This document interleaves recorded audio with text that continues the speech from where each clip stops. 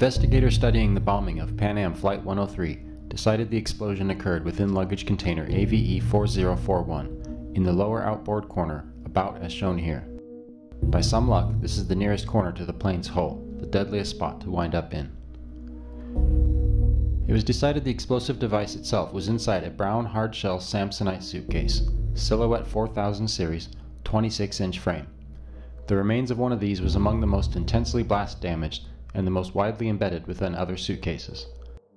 The origins of such a suitcase would be of prime importance. Virtually every suspect ever named was said to have owned one. Prosecution witness Abdul Majid Giacca, for one, testified that he had seen a brown hardshell style suitcase on Malta in the possession of Megrahi and his supposed accomplice Fahima on the day before the bombing.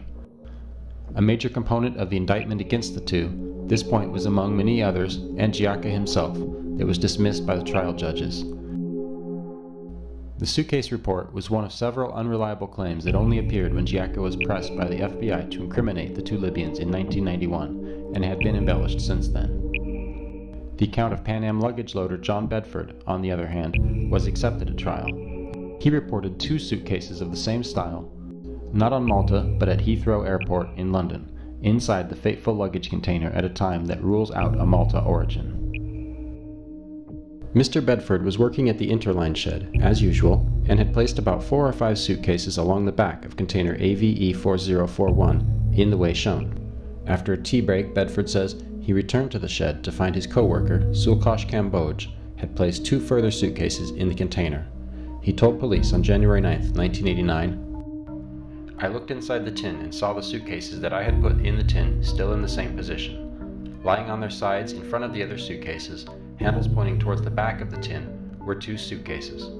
They were hard suitcases, the type Samsonite make. One was brown in color, and the other one, if it wasn't the same color, it was similar. In size, they took up the remaining base area of the tin. Please note, as few seem to, that it's apparently a matching set of luggage. Same style, same, or at least a similar color, and appearing together in the same short time span. The Bedford suitcases, both quite possible matches with the proven primary suitcase. He didn't see them being x-rayed, cleared, and placed, but he says Kamboj swore that he did. But to police, Kamboj himself insisted he did no such thing. Thus, no one can attest to actually placing these suitcases, an unusual aspect that adds to their mystery. The Bedford suitcases appeared around 4:40 p.m., or about an hour before the German feeder, allegedly carrying the Malta bomb, had even arrived in London. It was either interline luggage from elsewhere, as it would seem, or somehow. Among the first things British investigators did was rule this to be a coincidence. The blast location was rigorously established as being 1 layer up from the container floor, not right against it. The science behind that seems fine, and it means the explosion was slightly above both suitcases where they were last reported, laid across the floor of the container. This was taken by investigators as ruling out either of them as the bomb case, despite the proximity in space and style. This, however, ignores one simple change that could possibly have happened, one of the 2 suitcases later being picked up and stacked on top of the other one. There's no logical way to rule this out, and one way or another, a brown, hard-shell Samsonite suitcase wound up in just that position and exploded there. As the judge's ruling at Camp Zeist said in 2001, dealing with only one of the 2 cases, it was argued on behalf of the accused that the suitcase described by Mr. Bedford could well have been the primary suitcase, particularly as the evidence did not disclose that any fragment of a hard-shell Samsonite type suitcase had been recovered, apart from those of the primary suitcase itself. The cases could not simply be stacked together in their minds, but among their speculation to rule them out all over again was this gem. The suitcase described by Mr. Bedford might have been placed at some more remote corner of the container. There are no remote corners, really, on this scale. Stacked above the back row might do to keep them unharmed, when about half of the items in the container were blast damaged to some degree.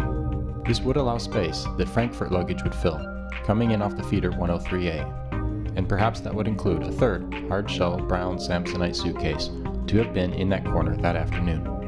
Wherever the Bedford bags were moved to is speculation, but the judges acknowledged that, as far as they know, neither one ever turned up. Unless they did. One primary style hard shell recovered, as generally accepted, compared to 2 reported by Bedford, might be seen as a problem for this theory. One of the 2 cases would have to have disappeared, but this compared to both vanishing in the official story is a problem for that theory.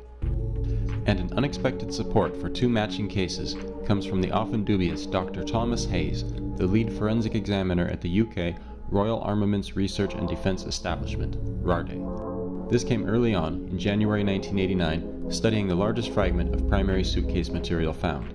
Named PI-911, it measured nearly a foot square. Recall that the explosion occurred on the second level up, with another case beneath it protecting the floor. Dr. Hayes' first hunch looking at this monster fragment of the primary case was that it was directly on the aluminum floor.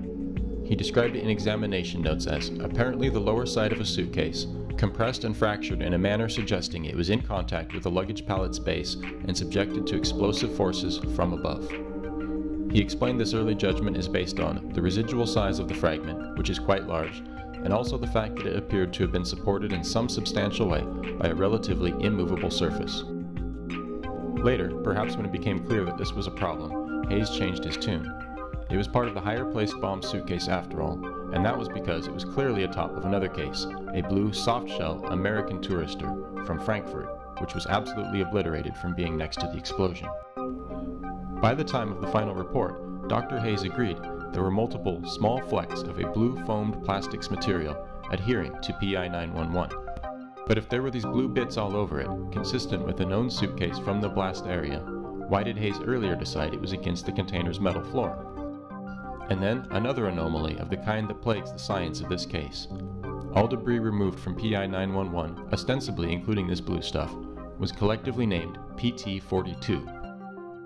But the final report signed by Dr. Hayes lists these items, and the only remnant from the American Tourister among them is PT-42A, a singular fragment of black plastic trim. Such a crucial clue, yet the story isn't even straight. PI-911 and the other very large fragments of suitcase material were possibly just willed into a higher position, with evidence plugged in later for support. But aside from that, it seems likely this fragment is from the Bedford suitcase that remained on the floor, and the top case, the one that exploded fiercely, all but disappeared. Some portion of this photo, the smaller bits, may be from it, but the rest might well be blasted into tiny flakes and pebbles and lost. Well, I guess there's nothing for us to worry about.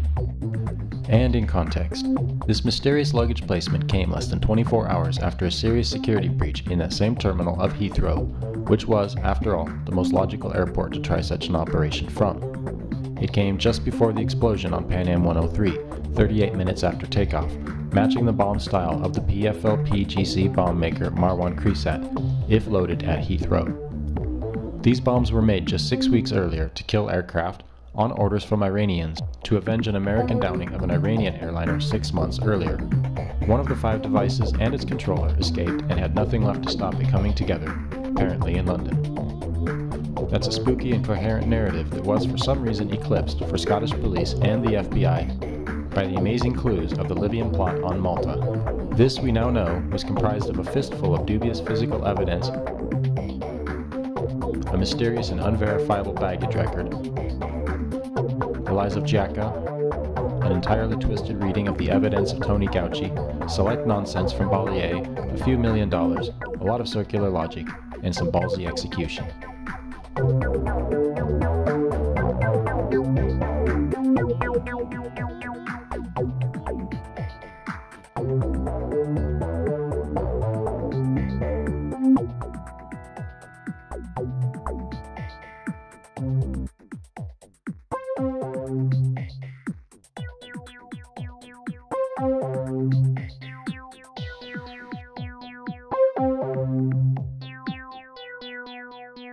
I think we ought to all be worried about fascism.